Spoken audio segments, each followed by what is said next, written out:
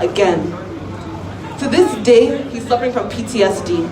We have men and women in our country suffering the trauma that they live with every single day. So us being here is just so small. And when we say end SARS, we must be very tactical about what that means.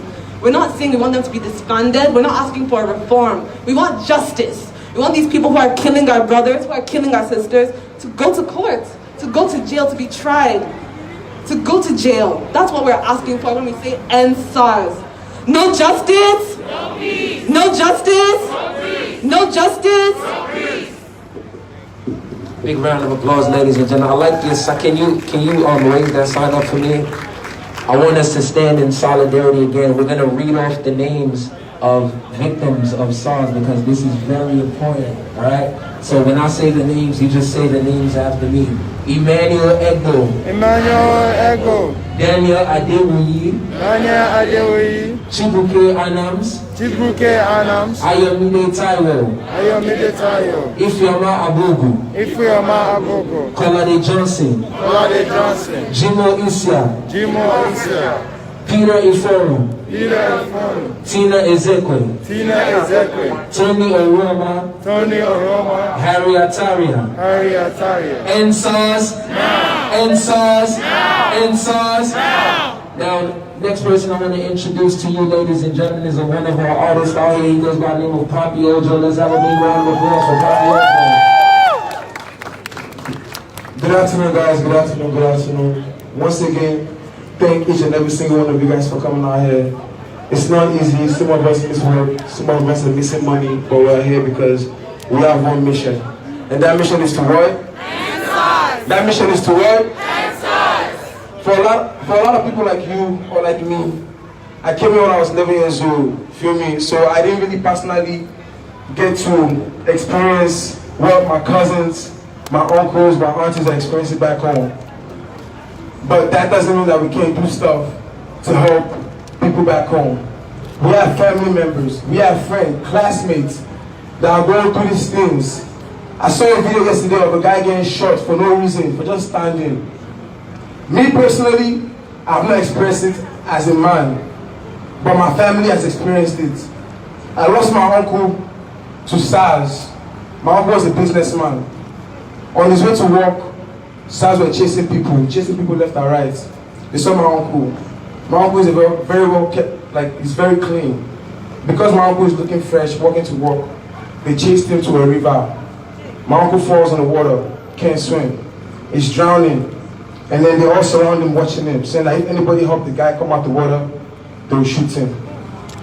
That's how my uncle lost his life. I live with my grandma. Till today, she still cries about that situation. So imagine me being here, not understanding what's going on, back home, seeing my grandma when she wake up, on a random day, everybody else in the family is happy eating, and my grandma stumbles upon a video of somebody getting shot by SARS. She starts to cry again. And I'm there like, what's going on? You feel me? It's very sad. And I feel like as I'm here right now, I'm getting very emotional because we won't feel what they're feeling back home. We could say endsars, endsars, endsars. We will never feel that pain that they're feeling back home.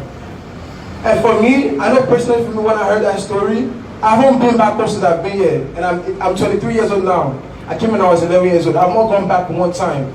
And that's because me, myself, I'm afraid of my own country. I'm afraid. My mom told me still don't go. I said I'm not going. Uncle Ola died in Nigeria. I lost 2 uncles to SARS. 2. My grandma gave birth to three boys, 3 girls. She lost 2. My dad is the only one left. Imagine her sorrow. I can't go back there.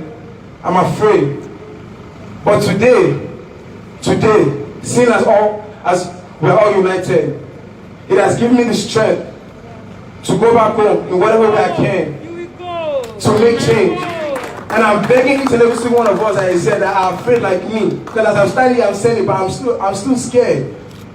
But I can't keep living in fear anymore because I have so much cousins back home that call me like, Brad Steven, please help.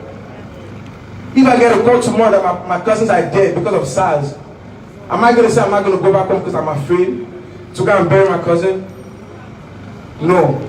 We can't be afraid no more. So guys, please, please, in whatever way we can, money, posting, whatever way we can, please, guys, I'm pleading, and I'm making a promise to myself and to everybody back home in Nigeria, in whatever way I can, I'm gonna help. And I want each and every single one of us to make that promise too, because it might not be your brother, it might not be your sister, but who wants to see their peers die? I watched this video of this guy, this old man yesterday, crying that they killed his son. And I felt like I was that man's son. If it was you that lost the son, how would you feel? So we have to put ourselves in that position and we have to fight together. So guys, please, I'm begging. Please, let's help. In whatever way we can, let's help. Thank you. I think he said something very important, that even though he was afraid, that he is afraid, he still wants to go back home and make that change. All of us have had plans to go back home in December. It's not only about Jaye, popping bottles, Zango, all of that stuff. Because right now we have issues facing us. We have our brothers and sisters back home that definitely need our help, like he said. So when we are out there, for those of us that are going this December, keep in mind what the mission is. You don't want to just say endsars now just to look good for social media or just look good for your friends, and people are still suffering. We want to make sure that we are taking this message from now till SARS is no more. That's how we need to do it. All right? When I say endsars, you say now. Endsars, endsars, endsars, endsars. So we have our next one. So once again as well, if you're posting, if you are putting anything on social media, endsars, endsars now, endsars NYC. So we have Martin's next up, sharing his story as well. Let's make a round of applause bigger, ladies and gentlemen. Yeah, let's keep that round of applause going. endsars. endsars. I've heard a lot of people share the stories about SARS, and it often has to do with having dreads or piercings or tattoos. But that's the half story, because I have no dreads, no piercings, no tattoos. And in 2 years, I've had 4 encounters with SARS that cost me over 100,000 naira in cash. The very first time I just went shopping with my boys, went on vacation in Lagos. We got some new phones, we were in a taxify. And in the hold up in the traffic, they just came with civilian uniforms, flashing their gun and ID card, and told us to come out. So I was riding shotgun, I was in the front seat, and I'm just stubborn as hell because I went to the military school myself. So I refused to come out, and before I knew what was happening, my boys were in the Moluwe explaining themselves. So when I came out, they bundled me in, took our phones, made us unlock our phones at gunpoint, and they started checking our email, our galleries, and they were going through our bank alerts.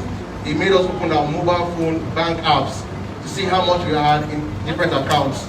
And they started driving us around and started looking at our pictures.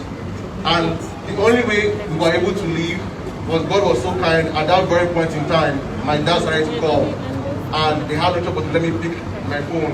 And they're like, oh, you be Christian boy, you love your father, you love your papa, how is God let you go? And then you drop us at the random bus stop.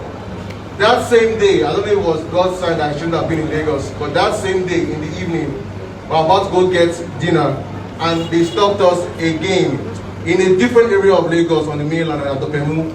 And this time they were like, okay, I'll be Yahoo boys, here your fingernail long.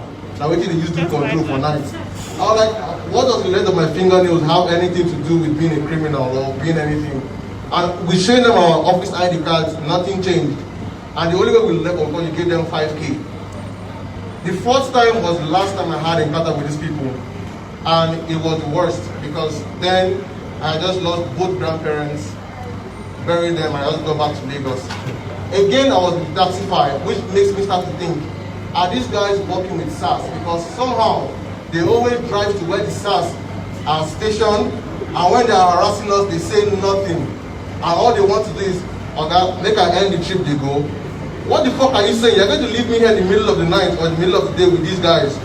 And it's always been terrible. So like, I don't want to change the narrative that it has nothing to do with how you appear, how you're dressed, what qualifications you have. Everybody is a target, regardless of gender or regardless of the sexual orientation. It doesn't make any difference to them.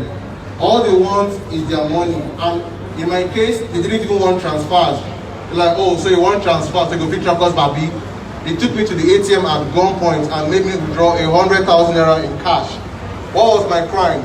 My driving permit was 2 months expired, and I didn't bother renewing it because I know I was leaving in the next month. And that was why they took 100,000 naira from me and my cousin in cash right there in Lekki at Lekki Gate. So SARS is evil, and it is not a representation of Nigerian mentality or anything. They are spawns of hell. And this thing has been happening since the days of the Bible, because even in Luke 4:13, Jesus tells the soldiers, like, you don't need to extort people or accuse people falsely. Be content with your wages. If you don't believe me, you have the Bible, you can look it up. So this is just pure evil. It's not Nigerian evil. It's not African evil. It's just evil. And with all I want to say is, whatever you can do to support, cash, online trends, whatever, just support. Everyone is a target. Nobody is safe. Don't be fooled. Nobody is safe. Endsars! Endsars! And one more thing, because some people are like getting satisfied with the reform. That reform is bobo, is wash. They changed the name from NEPA to PHCN. How far? Like they want to change the name from SARS to anti-kidnapping or anti-cultism. They are rebranding criminals. Endsars is not a marketing campaign. It's not a rebranding issue. You can't rebrand evil. Evil is evil. You can't change it to water. It doesn't make it safe. It's still the same poison. We need those people arrested. We need them put behind bars. We need their guns taken away from them, because if you disband them and they live with their guns, they'll just become the full-blooded criminals that they are. Period. Endsars!